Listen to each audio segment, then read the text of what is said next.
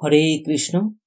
শ্রীকৃষ্ণকে ভুলে জীব অনাদিকাল ধরে জড়জগতের প্রতি আকৃষ্ট হয়ে রয়েছে।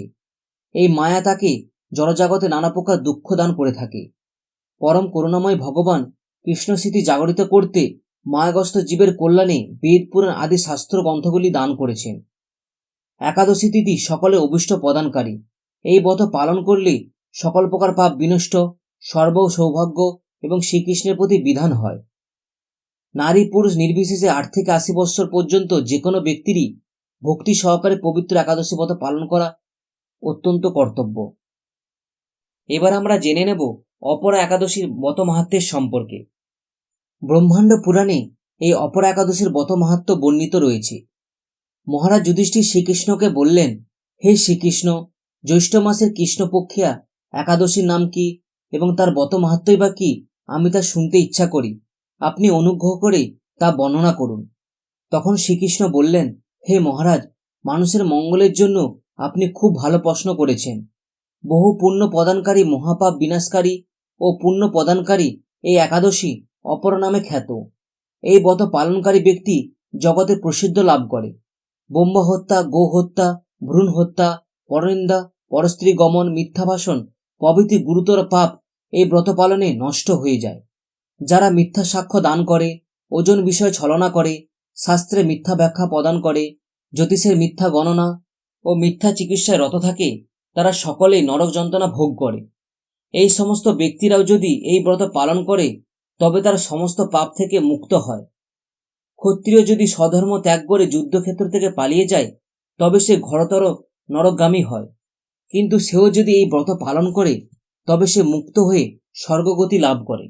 মকর রাশিতে সূর্য অবস্থানকালে মাঘ মাসে প্রয়াগ স্নানে যে ফললাভ হয়, শিবরাত্রিতে কাশীধামে উপবাস করলে যে পুণ্য হয়, গয়াধামে বিষ্ণু পাদপদ্মে পিণ্ডদানে যে ফললাভ হয়, সিংহ রাশিতে বৃহস্পতির অবস্থানে গৌতমী নদীতে স্নানে এবং কুম্ভে কেদারনাথ দর্শনে এবং বদ্রিকা আশ্রম যাত্রায় ও বদ্রীনারায়ণ সেবায় এবং সূর্যগ্রহণে কুরুক্ষেত্রে স্নানে, হাতি ঘোড়া স্বর্ণদানে এবং দক্ষিণাসহ যজ্ঞ সম্পাদনে যে ফললাভ হয়, এই ব্রত পালন করলে অনায়াসেই সেই সকল ফললাভ হয়ে থাকে।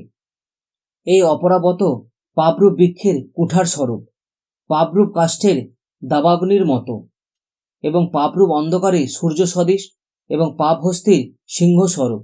এই ব্রত পালন না করে যে ব্যক্তি জীবন ধারণ করে জলে বুদবুদের মতো, তার জন্ম মৃত্যুই কেবল সার হয়।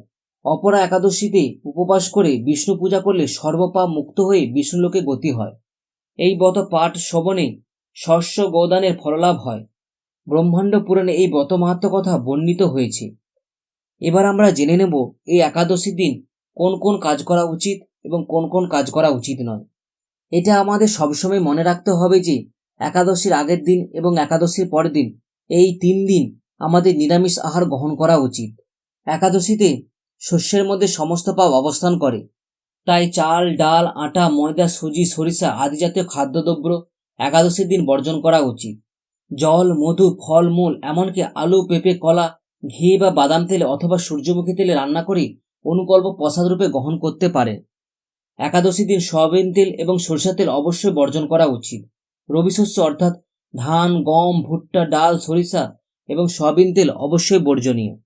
একাদশীর পরের দিন অর্থাৎ দ্বাদশীর দিন উপযুক্ত সময়ের মধ্যে শস্য জাতীয় প্রসাদ গ্রহণ করে পারণভঙ্গ করতে হয় এবং পারণভঙ্গ করার সময় এই মন্ত্রটিকে আপনাকে 3 বার উচ্চারণ করতে হয়।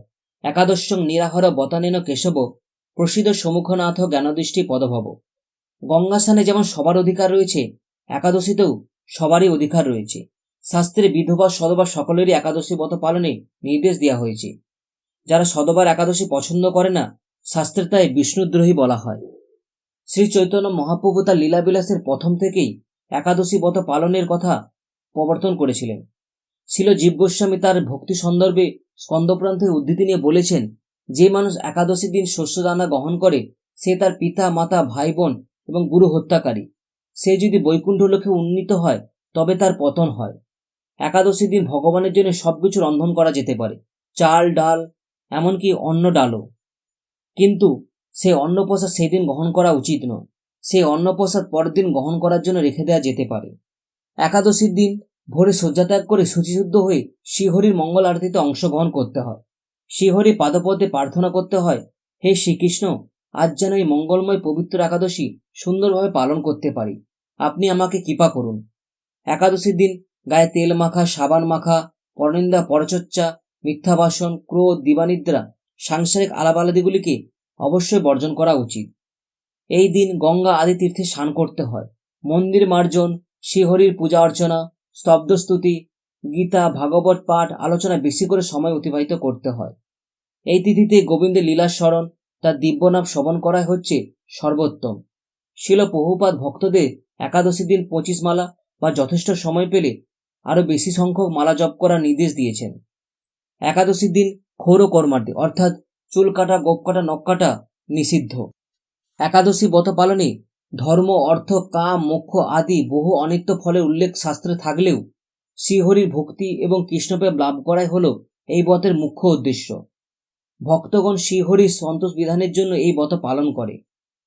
এই ছিল অপর একাদশীর বিধিনিষেধের সম্পর্কে। যারা যারা এই অপর একাদশী ব্রত পালন করতে চায় তাদেরকে অবশ্যই ভিডিওটি শেয়ার করুন। নিজেরাও একাদশী ব্রত পালন করুন এবং অন্যদেরও একাদশী ব্রত পালনে উদ্বুদ্ধ করুন। নিজেরও মঙ্গল করুন, অপরেরও মঙ্গল করুন। আজকের ভিডিও এই পর্যন্ত। ভিডিওটি যদি ভালো লেগে থাকে তবে অবশ্যই লাইক করুন, শেয়ার করুন এবং চ্যানেলটিকে অবশ্যই সাবস্ক্রাইব করুন। প্রত্যেক দিন হরে কৃষ্ণ মহামন্ত্র জপ করুন।